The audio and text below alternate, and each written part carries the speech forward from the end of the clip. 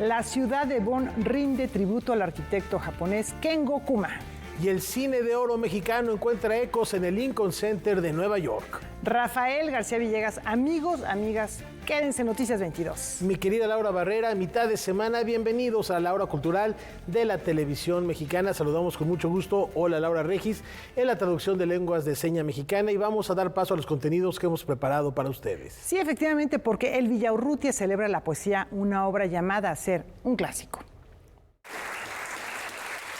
En ceremonia realizada en la Sala Manuel M. Ponce del Palacio de Bellas Artes, el poeta y ensayista mexicano Cristian Peña recibió anoche el premio Javier Villaurrutia de Escritores para Escritores 2023, que le fue concedido por el libro de poesía Quirón, en el que retoma la figura mitológica del centauro para explorar los asuntos de la paternidad. Es un premio que tiene un valor también para mí significativo. Lleva el nombre de Javier Villaurrutia, que es uno de los poetas que más leo, a los que vuelvo frecuentemente y que es parte de mi formación, ¿no? y de lo que he hecho a lo largo de varios de mis libros. 13 años tuvieron que pasar para que un autor recibiera el reconocimiento por un libro de poesía. El último en hacerlo fue Sergio Mondragón por el poemario Hojarasca. De esta forma, Cristian Peña se suma a una selecta y reducida lista de bardos galardonados: Eduardo Lizalde, Coral Bracho, David Huerta y Elsa Cross, entre otros. Yo creo que quizás la poesía no encuentra de pronto los espacios, ¿no? Que los otros géneros pueden tener. Quizás no es tan masiva hasta cierto punto, sin embargo, es una resistencia. El libro, publicado por la editorial Vaso Roto, aborda la imagen del centauro desde dos perspectivas: la mitológica y la astronómica.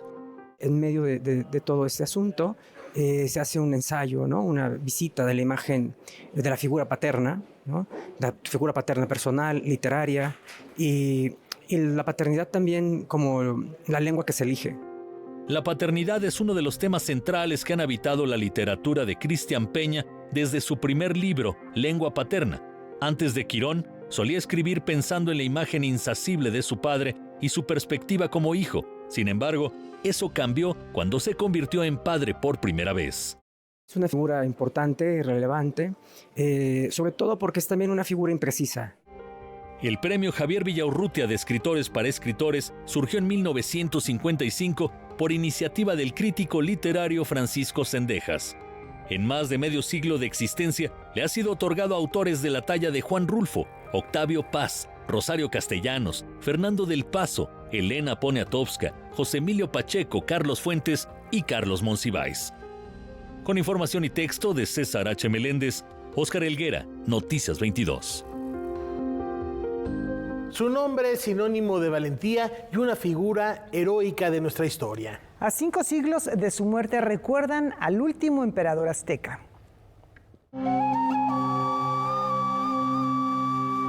Algunas fuentes indican que fue el 25 y otras el 28 de febrero de 1525 cuando Cuauhtémoc fue ejecutado.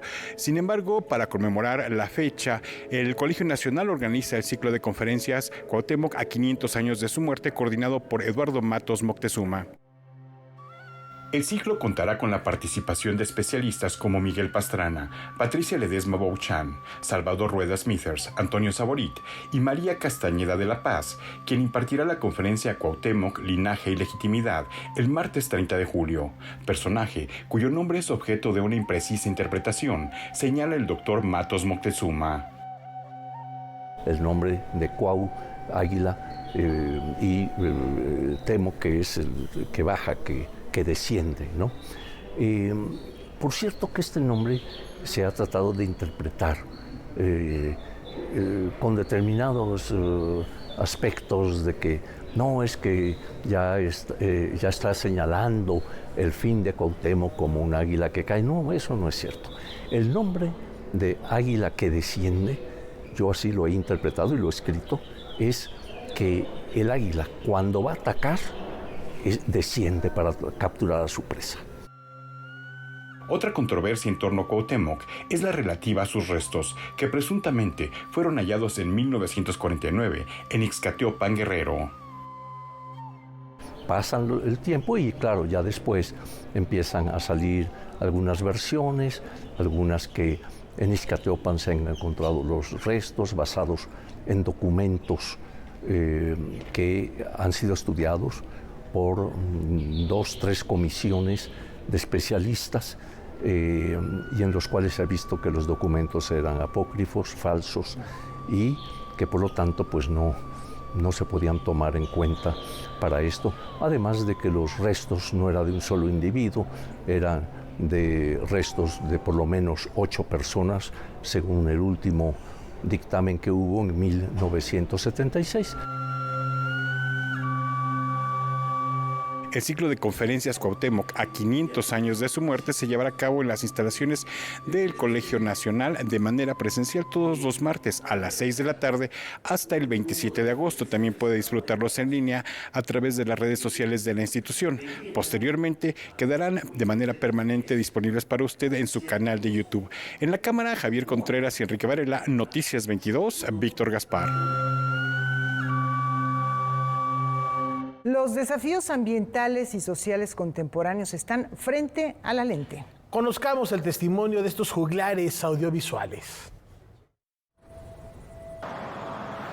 El Festival Internacional de Cine y Narrativas de No Ficción llega una vez más a la ciudad de Querétaro, y cada película será un testimonio que buscará provocar una reflexión y generar una acción de cambio. Principalmente vamos a estar proyectando más de 76 documentales, más del 80% son documentales mexicanos y más de la mitad, por ahí del 54%, son dirigidos o codirigidos por mujeres. Y lo que a nosotros nos interesa mucho es acercar lo que es el cine documental para hablar de lo que va el mundo, de los temas que son vigentes actualmente en el país. Los títulos programados para este año representan una mirada particular de nuestra realidad, como perspectiva feminista, documental LGBTIQ+, hábitat y cuidado ambiental, rostros y lugares, entre otras temáticas. Documenta comenzó con una serie de proyecciones semanales en el centro de Querétaro, en plena Plaza de Armas, los primeros años, con la intención de sacar el cine a la calle y que la gente se acercara a consumir otro tipo de cines, ¿no? A ver otro tipo de experiencias y de películas. Poco a poco esto fue evolucionando a querer programar más en menos tiempo y termina volviéndose un festival hace ya varios años, ¿no? Soy una mujer trans. Lo digo muy orgullosamente, si volviera a nacer, quisiera ser la misma. En esta 12ª edición participarán 12 países, de los cuales 6 son de Latinoamérica. Además, implementarán el programa Chimal, una competencia de cine documental mexicano a nivel nacional, estatal y universitario. Nuestro equipo de programación pues básicamente hizo una curaduría, todo centrándose en la imagen de este año, que es Mundos que nos conmueven, ¿no? Cómo entonces atender estas temáticas, estas historias, estos personajes que hablan del cuidado desde distintas aristas y cómo eso también refleja las realidades en las que nosotros nos movemos, nos transitamos y que en realidad vale la pena que a través del cine, a través de este medio, se puedan visibilizar estas historias. Questo film parla di api. El Festival de Cine Documenta se llevará a cabo del 7 al 11 de agosto en distintos espacios culturales del estado de Querétaro y en la plataforma Nuestro Cine MX. Consulta la página oficial que aparece en pantalla para conocer más información. Para Noticias 22, Iván Ramírez. Más de medio siglo de creación se reúne en una algarabía plástica. Gabriel Macotela nos invita a hacer un recorrido por su trayectoria. El 20 de julio fue inaugurada en el Seminario de Cultura Mexicana la exposición Gabriel Macotela, 70 años de algarabía, que celebra las 7 décadas de vida y 5 de producción plástica del creador jalisciense. La muestra reúne 70 piezas. Obra de 50 años, es la primera retrospectiva que hago en mi vida, en mi trabajo. Y bueno, tuve la ayuda y la colaboración de amigos que me ayudaron muchísimo. Rogelio Cuellar, que conservó obra mía desde que empecé de joven, la mayoría que está aquí. Y luego pues yo he guardado cosas mías, ¿no? De trabajos de todo tipo, grabados, pinturas, esculturas, dibujos, pues desde que empecé hace 50 años. Gabriel Macotela ha incursionado también en la escenografía, la edición editorial y la música, creación integral que le ha permitido exponer sus obras en países como Francia, España, Cuba y Bélgica, y también integrar sus obras a colecciones como la del Museo de Arte Carrillo Gil. Un poco la obsesión mía de mis temas, de mis temáticas, quién sabe por qué, pero con los años y se va uno dando cuenta de un poco la persistencia, por otro lado la necesidad de coincidir en los temas, en desarrollarlos, en estudiarlos, trabajarlos.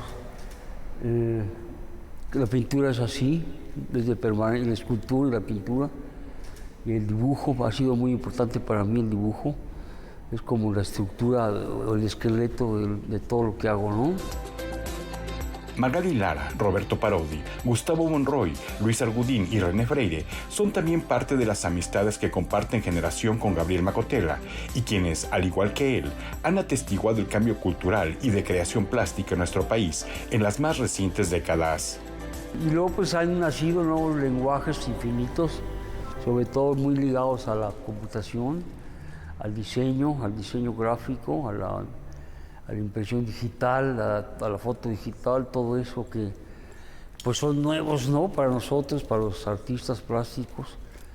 Y luego también ha cambiado México, en 50 años pues ya es otra cosa México. Me acuerdo, ¿no? Es un país pues mucho más complejo ahora, con problemáticas muy delicadas, complejas, fuertes, duras, ¿no? También. La muestra Gabriel Macotela, 70 años de algarabía, permanecerá abierta en la Galería 256 del Seminario de Cultura Mexicana hasta el 22 de septiembre de 2024. Noticias 22, Víctor Gaspar. Ya escuchábamos de las amistades que se suman a esta muestra retrospectiva y por ahí también aparecían unas imágenes en la nota que les presentamos de Rogelio Cuéllar. Son más de 44 años de amistad entre el maestro Rogelio Cuéllar, a quien enviamos un fuerte abrazo, y el maestro Gabriel Macotela, que además son melómanos. Ellos se conocieron cuando Rogelio fue a tomar fotografías, cuando Gabriel pertenecía al grupo Los Sordos. Son amantes de la música, ahí se conocieron y entablaron una gran amistad. Bueno, ahí vemos estas fotografías extraordinarias, así que bueno, pues una invitación a acercarse a la obra de estos dos grandes maestros. Y en otros temas, él estuvo al frente de los ejércitos de Nueva Granada y Venezuela. Y con ellos abrió las puertas para escribir la historia de todo un continente.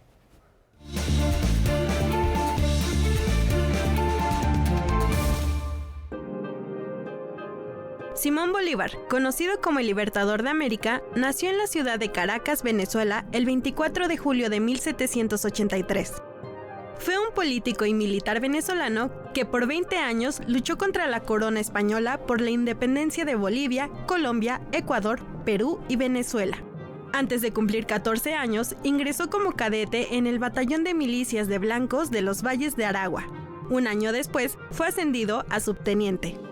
Bolívar dirigió la denominada Campaña Admirable en 1813 para liberar la primera república de Venezuela de las fuerzas españolas. Gracias a la victoria conseguida por sus hábiles maniobras, Bolívar fue nombrado Libertador por la municipalidad y el pueblo de Caracas en octubre del mismo año.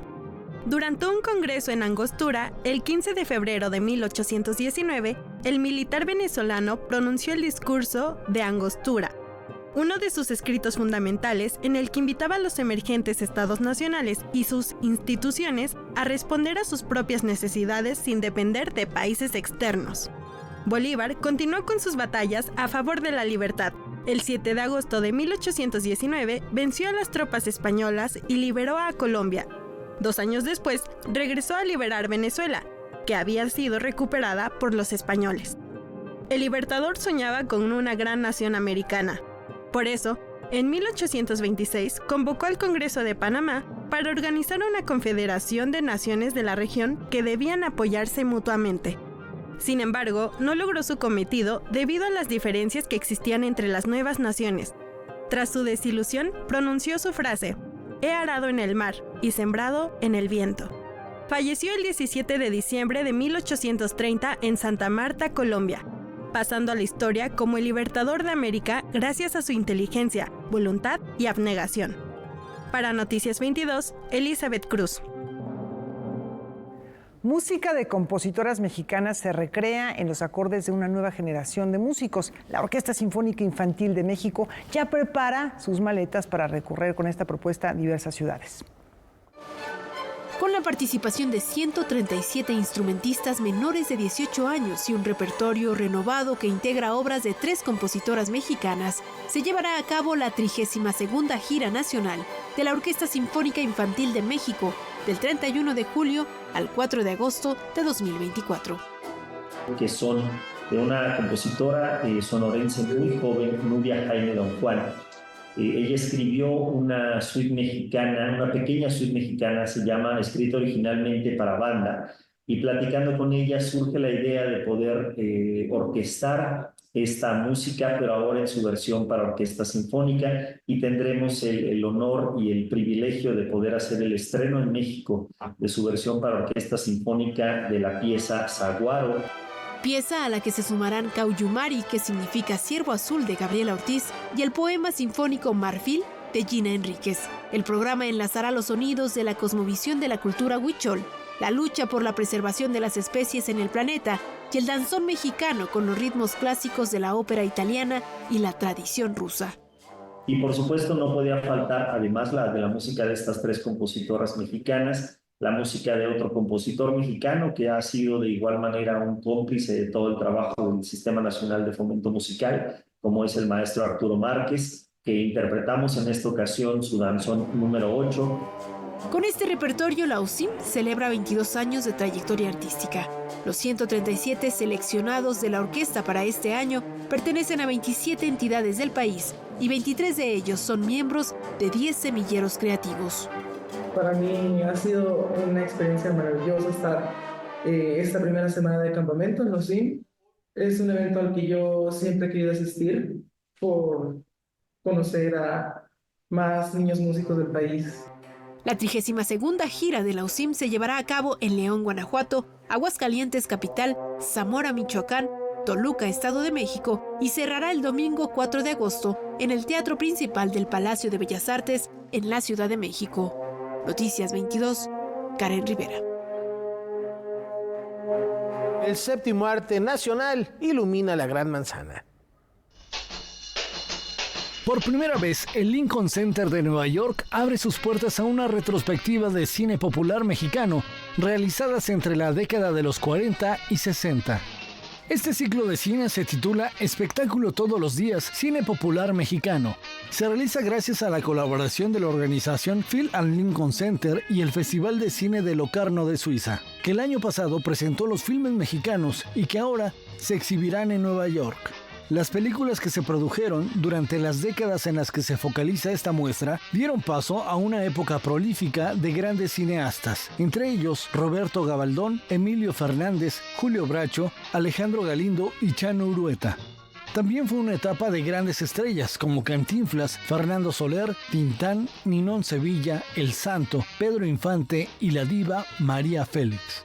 Todos los géneros influyeron en la cultura popular a través de producciones que llevaron al público hasta el cuadrilátero, a los clubes nocturnos, a las espectaculares haciendas, a las agitadas ciudades y a diversas zonas del país norteamericano. En este ciclo, que se llevará a cabo del 26 de julio hasta el 8 de agosto en el Teatro Walter Reed, destacan las obras Llévame en tus brazos de Julio Bracho, Pueblerina de Emilio Fernández, La noche avanza de Roberto Gabaldón, El gendarme desconocido de Miguel Delgado, El rey del barrio de Gilberto Martínez, El río y la muerte de Luis Buñuel, así como la primera película producida en México en 3D titulada El corazón y la espalda. A ritmo de 3/4 florecen las dalias entre acordes musicales. El Vals de las Dalias la comenzó a escribir Fernando Manuel en el 2017. Con el paso del tiempo, esta pieza ha pasado por varios arreglos, en los cuales se incluye el acompañamiento con otros instrumentos. Su autor la presentará junto con Orígenes y Gotas de Junio en el Complejo Cultural Los Pinos. Como su nombre lo indica, es un vals. Tiene esta figura, este formato de de vals, tum, pam, pam, pum, pam, ¿no? De tres cuartos. Y justamente cuando estaba buscando el nombre para ella, me encontré con una lectura que tiene que ver con la dalia, que es nuestra flor nacional. Entonces me pareció una gran oportunidad para dedicarla, para honrar a nuestra flor nacional.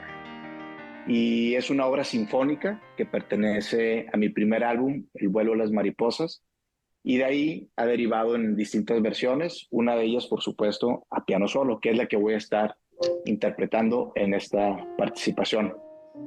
Además de tener una estructura clásica, el Vals de las Dalias es muy breve a diferencia de piezas similares. Sí, es una obra también en formato corto, digamos, que es parte de la fusión que yo estoy haciendo dentro de la música instrumental. A veces cuando vamos a una obra sinfónica en algún teatro con alguna orquesta, muchas veces las obras que escuchamos son obras bastante extensas, de hasta 20, 30 o más minutos. Y lo que yo he hecho con la música instrumental justamente es fusionarla con las estructuras populares de que nosotros escuchamos en la música popular, en el radio, en el cine, en la televisión. El concierto de Fernando Manuel será el 10 de agosto al mediodía en el Salón Adolfo López Mateos del Complejo Cultural Los Pinos. Noticias 22, Alberto Aranda. Aquí el relato breve se construye entre lo fantástico y lo cotidiano. Hágalo usted misma, de Atenea Cruz, gana el Premio Bellas Artes de Cuento Hispanoamericano Nelly Campobello 2024, que el jurado ha descrito como un libro de cuentos orgánico, con unidad estilística, sentido cuentístico y manejo de un humor negro corrosivo que habla de los fracasos en el diario trabajo de existir. Este libro yo lo empecé a escribir, yo creo que por ahí de 2018, mientras hacía otros proyectos, porque yo suelo trabajar en varias cosas a la vez de escritura. Y algunos cuentos de los que aparecen en este libro también fueron escritos mientras tuve una beca del FONCA, Jóvenes Creadores, también en la disciplina de cuento, entre 2018 y 2019. Hágalo usted misma, explora historias que van desde lo cotidiano a lo fantástico, de lo absurdo a lo grotesco, con una mirada aguda e irónica sobre los comportamientos de las familias, las parejas, los compañeros de trabajo, los amigos e incluso los rivales literarios.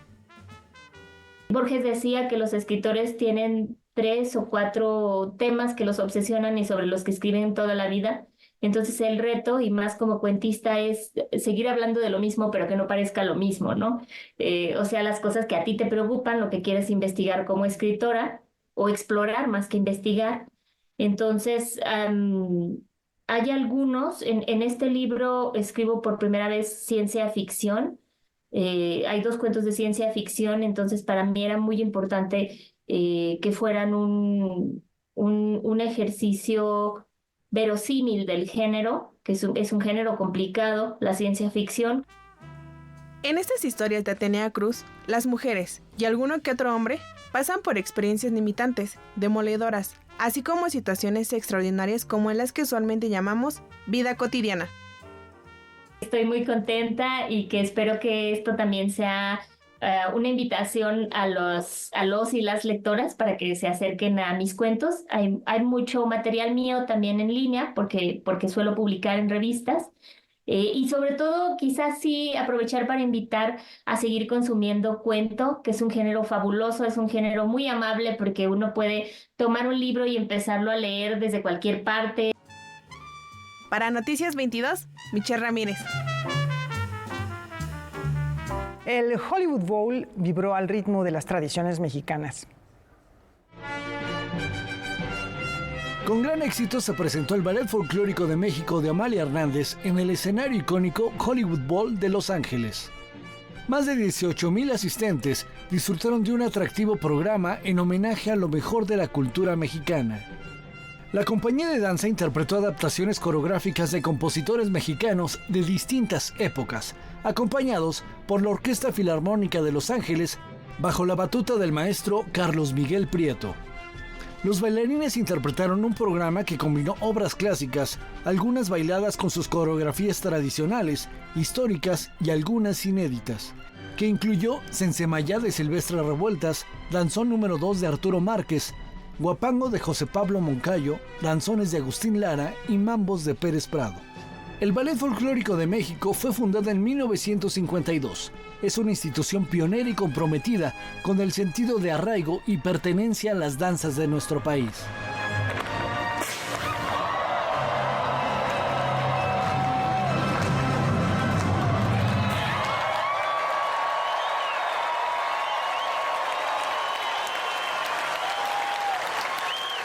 Es momento de hacer una brevísima pausa, pero al regresar, estén al pendientes porque viajaremos a Bonn, Alemania. Quédense en Noticias 22.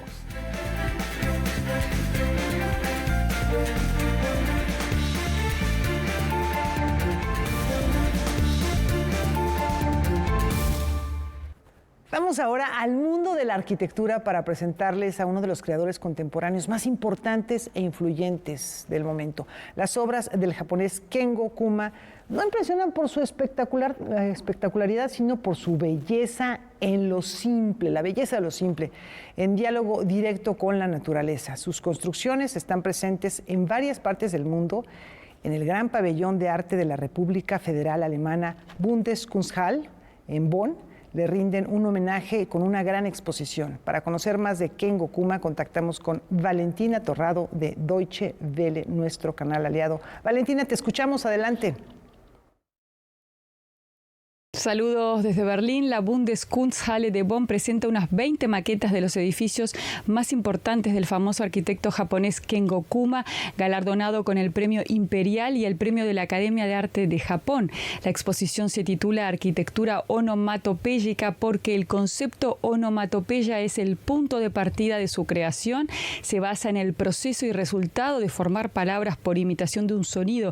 En este caso, los sonidos de la naturaleza inspiran a Kengo Kuma, que no los traduce en palabras sino en formas en el espacio. Las onomatopeyas tsun-tsun y sure-sure son dos de las 13 combinaciones que utiliza para pintar y construir con el sonido. La muestra invita a los visitantes a descubrir el sonido y la belleza que despiertan los distintos materiales. Con su arquitectura crea marcos para la naturaleza, para disfrutarla de manera íntima y profunda. Su propósito es, según sus palabras, hacer una arquitectura que sea tan suave como una tela y a la vez llena de texturas que se aleje de la estandarización. Para ello utiliza materiales naturales ligeros como el papel y la madera y esculpe sus obras con volúmenes sencillos recubiertos muchas veces con metal. En su visión, las superficies no solo atraen el sentido de la vista, sino también el del olfato y el tacto. Inspirado en la estética japonesa de los espacios, crea superficies interiores y exteriores capaces de dar una sensación de inmaterialidad espacial y evocar fenómenos como la lluvia o la niebla. La luz natural y las sombras son recursos muy importantes para destacar la belleza del material. Kengo Kuma nació en 1954 y creció en Kanagawa, en el campo, en una casa tradicional japonesa con piso de tatami, con divisiones de papel de arroz y patio de tierra.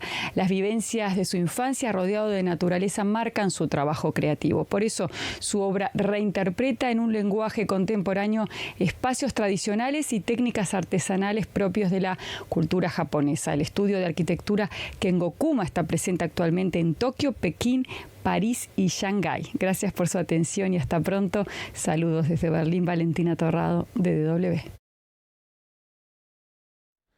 Muchas gracias, Valentina. Pues ahí está los puentes que literalmente tiende la arquitectura entre Japón, Alemania y ahora México con esta magna exposición allá en Bonn. Y ahora nos enlazamos a la fiesta cinematográfica del Bajío. Allá se encuentra Rodrigo Peredo con el reporte completo de este festín del séptimo arte. Rodrigo, adelante. ¿Qué tal, amigos de Noticias 22? Los saludo desde San Miguel de Allende, la segunda sede del Festival Internacional de Cine de Guanajuato. Ahora tuvimos la oportunidad de ver Soy lo que nunca fui, película de Rodrigo Álvarez Flores protagonizada por Ángeles Cruz, que propone un acercamiento a las múltiples miradas de la vida en la frontera. Gabriela ha quedado al cuidado de sus hijos en Tijuana, pues su pareja emigró en busca del sueño americano y nunca volvió. Sus hijos crecen y de alguna manera tuvo que encontrar el sustento. Gabriela trabaja en el cuidado de un anciano que requiere de atenciones. Creo que la frontera es como un personaje secundario, siempre está presente y habla más como de la gente que se queda, ¿no? Es como, ¿qué sucede con la gente que se queda esperando, con la gente que no logra, o sea, como pasar? La película es la conclusión de los estudios de Rodrigo Álvarez Flores. Es el primer largometraje de ficción que produce la Universidad de las Californias Internacional. Recibió el apoyo del otrora Fondo para la Producción Cinematográfica de Calidad, o IFOCINE, del Instituto Mexicano de Cinematografía. Soy lo que nunca fui busca mostrar que Tijuana no solo es aquello que vemos en televisión. A mí siempre me interesó mucho el cine como herramienta, el poder dar la oportunidad de ver una ventana a puntos de vista como ajenos o distintos a los que como personas caminamos. Yo soy hijo adoptivo de Tijuana, prácticamente llegué en el 99, buscando con mi familia igual, o sea, oportunidades para crecer. El personaje de Gabriela es interpretado por la actriz y también cineasta ganadora del Ariel, Ángeles Cruz. Era un reto para mí actoral muy bonito. La ópera prima siempre te da esa libertad, ¿no? El arriesgar, el no querer complacer, y eso me gustaba mucho de Rodrigo. Fue muy cuidadoso en llevarnos de la mano por los caminos que tenían que recorrer cada personaje, ¿no? Cada personaje tiene sus matices, su manera distinta de ver. Creo que encontré una muy gran amiga y mentora. Su disciplina, la manera en cómo está comprometida con el proyecto y todo, o sea, automáticamente a mí también me hacía como, pues, tengo que estar como en el nivel, en el mismo margen y todo, pero es como con mucha compasión, mucha paciencia, una comunicación muy humana. Soy lo que nunca fui aún no tiene fecha de estreno en salas, pero se presentó en el Festival de Cine de Calcuta y aún le queda un buen recorrido por el mundo. El GIF es un festival a la vanguardia, da cabida a diferentes manifestaciones y también a los recursos tecnológicos que posibilitan nuevas experiencias del entretenimiento. En la 27ª edición hay una muestra de 16 obras de realidad virtual. Aquí una probadita de la experiencia. La muestra se dio al interior de la Plaza La Luciérnaga. Aquí, el Festival Internacional de Cine de Guanajuato inauguró un nuevo módulo de Epicentro. Esta iniciativa, desde 2013, acerca lo último en tecnología para vivir el cine y contenidos audiovisuales. Hemos llegado a otras tecnologías como el metaverso. Por ejemplo, ahora en pandemia, la primera solución que encontramos fue llevar el festival metaverso. Tuvimos a David Lynch en vivo recibiendo un homenaje internacional dentro del metaverso, cosa que ningún festival había hecho antes. En Epicentro nosotros pudimos escoger cualquiera de las 16 obras de realidad virtual en competencia. Nos equipamos con gafas y controles para interactuar con el mundo digital. Cada proyecto tiene sus exigencias. Algunos permiten pararse y recorrer el entorno. Otros, al ser de simple contemplación, nos permiten estar sentados y girar sobre el asiento. Virtual reality is one form of immersive technology, and then there's also mixed reality and augmented reality. Right now, people separate them into different forms, but within the next 2 to 3, 4 years, they will all be combined onto a single device. And I think it will allow you to switch between whichever one you would like based on the content. En otro punto de la plaza, Itoa Games instaló un arca de experiencias virtuales. Estamos desarrollando nosotros mismos nuestro propio software para este hardware que también desarrollamos aquí. Estamos viendo un punto en la historia en el que el cine y los videojuegos se están convirtiendo en una sola cosa. La realidad virtual pues no es tan común, no está tan democratizada como se cree o como en otros países. Lo que nosotros queremos hacer es enseñar como todos estos procesos y todas estas tecnologías y técnicas que usamos para generar estos universos virtuales y luego aventar a los seres, a los participantes, a los usuarios a este mundo virtual. The beauty of the virtual production is that it allows you to take the actor or actress anywhere in the world without having to go there, right?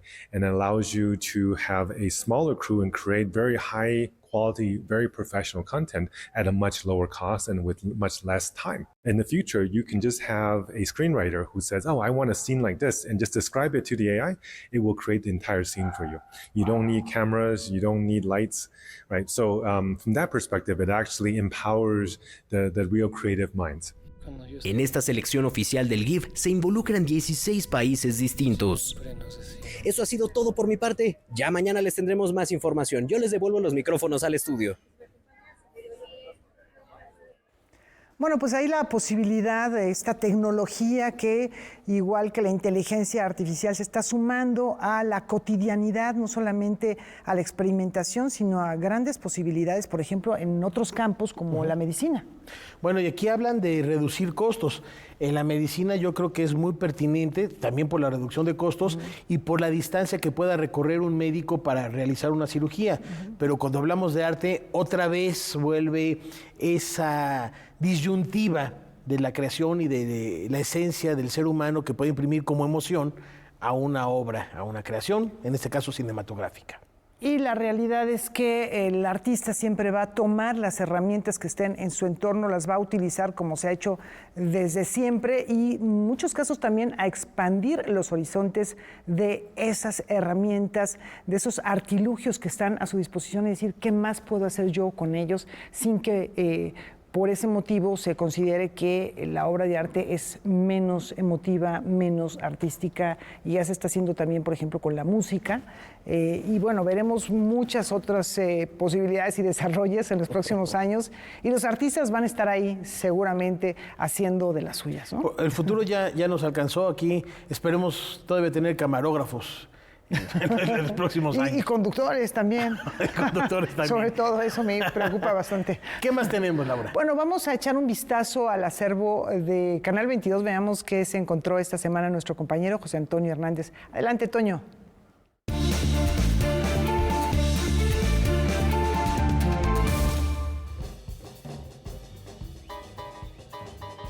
¿Qué tal? Muy buenas noches. Pues hoy veremos una entrevista que se hizo hace 17 años. Fernando de Ita entrevistó al arquitecto y escenógrafo Alejandro Luna en una sección que se llamaba La Quinta Mirada. Acompáñenme a ver qué dijo en esa ocasión. Últimamente me levanto como a las 5:30 de la mañana. De esta manera está oscuro todavía y es bonito como entra la luz del amanecer. El trabajo que hago a esas horas es solo, entonces nadie te molesta por teléfono. Realizó estudios en la Escuela Nacional de Arquitectura de la UNAM y posteriormente tomó el curso Teatros para el siglo XXI en la Universidad de Harvard. Trabajo en pijama, o en bata, según el clima.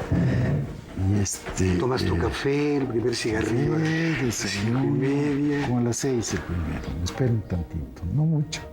Es el más sabroso porque pasaron 8 horas sin meterte nicotina, ¿no? Es delicioso ese cigarro. Y empezando esas horas, como a las 12 del día, ya terminé ese trabajo. Realizó el diseño de escenografía e iluminación de 20 óperas y de más de 200 montajes de obras de teatro y danza, así como la producción de 6 largometrajes. La construcción nunca la he dejado y la destrucción tampoco. Es tan atractivo construir como destruir, creo. Pero la escenografía es efímera por naturaleza y la arquitectura no. O es menos efímera aquí. Proyectó y asesoró la construcción de 65 teatros. Se desempeñó como profesor en la Escuela de Arte Dramático de Limba y en el Centro Universitario de Teatro de la UNAM. Creo cada vez más en la fuerza, en la potencia del vacío, de la luz, de la proporción, de valores muy abstractos, no de cosas, no de objetos, sino de conformar espacios muy abstractos que acompañen el drama del texto. A lo largo de su carrera se hizo acreedor de múltiples premios y distinciones. Ingresó a la Academia de Artes en el 2007. El maestro Alejandro Luna falleció en la Ciudad de México el 13 de diciembre de 2022. Noticias 22, José Antonio Hernández. Gracias, Toño. Y cambiando de tema, este icono de la música y la literatura ahora busca conquistar la gran pantalla.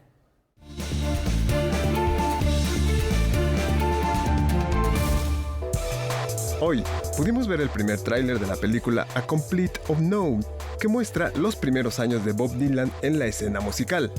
En este avance, contemplamos los pasos del músico interpretado por Timothée Chalamet por la ciudad de Nueva York.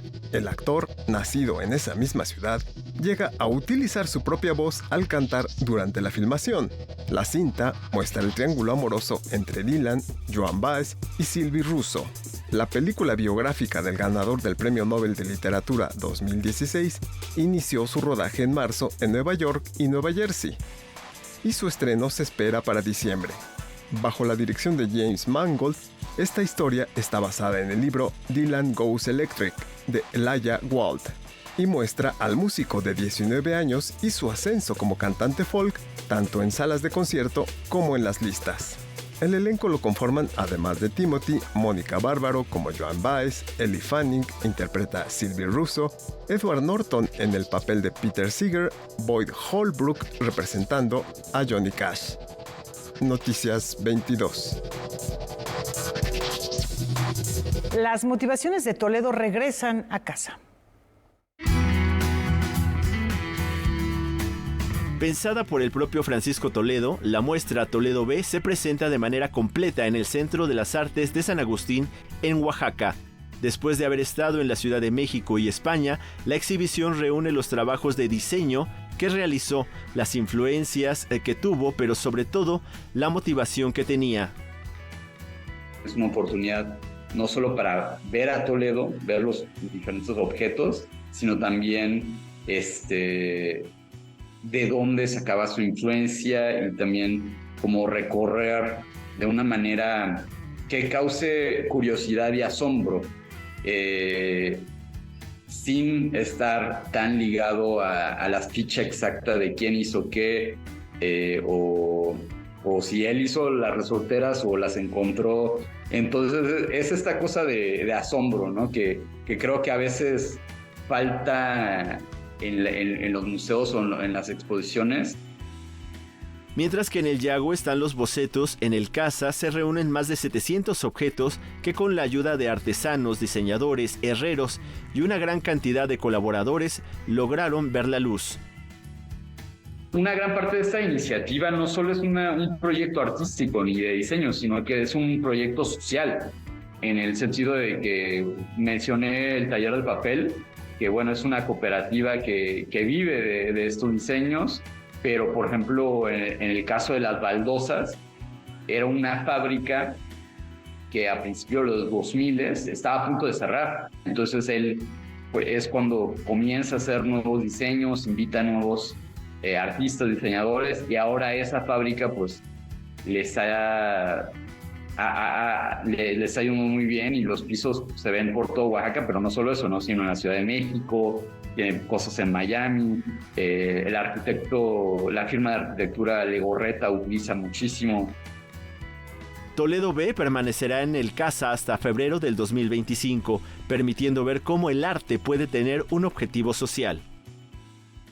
Yo creo que sentía una responsabilidad de no solo experimentar sino que realmente realizar toda una línea de productos que pudieran continuar, y eso significa pues una gran persistencia. Eso es lo extraordinario también, ¿no? Que muchos artistas experimentan muchas cosas, pero dejar industrias, dejar talleres que siguen trabajando, dejar toda una estructura, es algo pues muy singular. Yo creo que algo realmente increíble del maestro y de su obra, de su forma de trabajar, es que era alguien que siempre estaba aprendiendo, y ya fuera a través de la literatura, de los libros que había en el Yago, de exposiciones. Yo creo que realmente era alguien que siempre estaba como quería aprender nuevas técnicas, nuevas formas, y eso es algo que, por ejemplo, en la exposición del Casa se puede ver mucho, pues también en estos diseños. Noticias 22, Alberto Aranda. La llama olímpica está cada vez más cerca del pebetero y ahora hizo una escala en uno de los recintos emblemáticos de la historia y cultura francesa. A 2 días de que se lleve a cabo la inauguración de los Juegos Olímpicos de París 2024, la antorcha llega al Palacio de Versalles, una de las últimas escalas de la llama proveniente de Grecia. Ahí, en la antigua residencia de Luis XIV, hubo presencia mexicana. Salma Hayek se encargó de portar el fuego olímpico en un evento único. Durante las 64 etapas anteriores, distintos atletas, celebridades y personalidades del medio artístico, como Jin, cantante de BTS, los exfutbolistas Megan Rapinoe y Thierry Henry, o Perrine Lafont, esquiador y medallista de oro para Francia, entre muchos otros, han tenido el honor de portar la antorcha. Cabe recordar que la delegación mexicana estará representada por 109 atletas en distintas disciplinas, esto cuando el pebetero se enciende en la ciudad luz. Para Noticias 22, Humberto Castorena. Los soñadores toman la escena y nos comparten su realidad. La migración, pero sobre todo la historia que hay detrás de los Dreamers en Estados Unidos, es parte de lo que se aborda en la obra de teatro Alma Migrante. When I was given this commission by the Latino Theater Company, the topic was the DACA community, the Dreamers. But I decided I wanted to focus on the idea of a dreamer who didn't know that they were undocumented, because that sometimes happens and they discover later in life. And I was interested in that emotional moment of what is it like to discover that everything you had planned for your life, the way you thought your life would go, is suddenly no longer what you expected. La obra, coproducida por las compañías Latino Theater Company de Los Ángeles y la organización Secreta Teatro, narra cómo una familia tiene que dejar todo por la inseguridad, los peligros de cruzar la frontera y la nueva vida que les espera. For us, it's really interesting for people from Mexico to know the stories of us, right? The Mexican diaspora, right? So it's important that people here know about us and people there know about you, right? Porque somos un pueblo viviendo en países diferentes, pero somos un pueblo. So that's why it's important for us. Y nos interesa mucho cómo va a funcionar aquí en México, porque esto es algo que no creo que mucha gente sepa en México. Este programa DACA y es The Dreamers. Los soñadores se dice en español, ¿verdad? Entonces esto es bien importante. Hay muchos soñadores aquí en la Ciudad de México que que los deportaron y viven ahora aquí en México. Y nos interesa mucho ese diálogo. Yo creo que ya es tiempo que empecemos a tener un diálogo más concreto entre los mexicanos de los Estados Unidos y los mexicanos en México. Alma Migrante carece de diálogos, sin embargo, esto no es un impedimento para conocer la realidad de las familias mexicanas que dejaron todo ante la inseguridad, la falta de oportunidades y una vida digna. Not everyone in Mexico knows about this community and the connection that they have to the Dreamers. And so we wanted to really explore, why do people go north? Like why do they cross the border? What are they looking for? And then what happens once they're there? The challenges that they encounter, especially for someone who's undocumented. Alma Migrante se presenta los sábados y domingos hasta el 8 de septiembre en el Foro Polivalente Antonieta Rivas Mercado, en la Biblioteca México. La entrada es libre. Noticias 22, Alberto Aranda. Las rutas habitadas y compartidas se transformaron en movimiento. Como parte de la temporada de danza 2024 Palacio en Movimiento, la compañía Moving Borders y el Ballet Folclórico de la Universidad de Colima presentaron la propuesta dancística 50 Pasos para Llegar a Ti. Espectáculo dirigido por Jaciel Neri e integrado por 2 coreografías emblemáticas y premiadas en la carrera del coreógrafo originario del Estado de México. La sala principal del Palacio de Bellas Artes fue el escenario del montaje que evocó a la existencia humana y la fraternidad, con una sagaz mirada de las diferentes geografías y contextos culturales. Una celebración de las rutas habitadas y compartidas durante 30 años de trayectoria profesional de Neri. Cada uno de los pasos de los bailarines siguieron las huellas de los sonidos y las historias que experimentó este creador, fundador de Moving Borders. Con un espíritu de celebración, ilusión y fortaleza, el espectáculo fue un homenaje a la fraternidad construida entre varones, el juego, la complicidad, la diversión y el afecto que se refrendan en el ritual de lo cotidiano, elementos que se caracterizan por anhelos y melancolías. 50 pasos para llegar a ti fue una muestra de que todos llevan dentro un superhéroe y la fortaleza necesaria para continuar con el siguiente paso de la vida. Noticias 22, Karen Rivera.